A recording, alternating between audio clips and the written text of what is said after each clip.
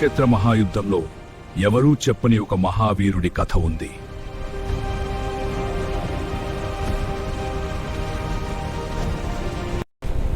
అతడు ఒక్కడే మొత్తం యుద్ధాన్ని ముగించగలిగిన యోధుడు బర్బరికుడు. అతనే బర్బరికుడు, భీముడి మనవడు, ఘటోత్కచుడి కుమారుడు. అతని ప్రమాణం, అతని శక్తి, అదే అతని శాపం కూడా. బలహీనుల పక్షాననే నేను యుద్ధం చేస్తానని మాటిచ్చాడు.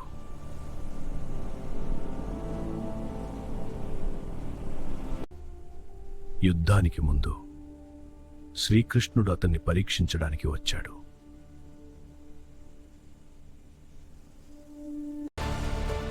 మూడు బాణాలతోనే ఈ యుద్ధాన్ని ముగిస్తానని బర్బరికుడు చెప్పాడు.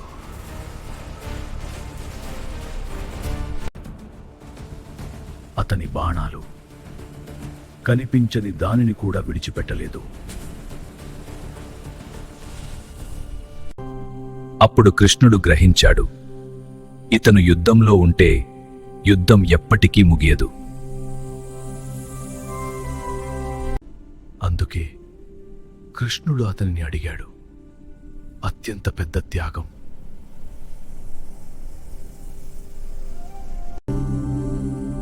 ఏమాత్రం ఆలోచించకుండా బర్బరికుడు తన తలను అర్పించాడు. ఆ తల పర్వతంపై ఉండి మొత్తం యుద్ధాన్ని చూసింది.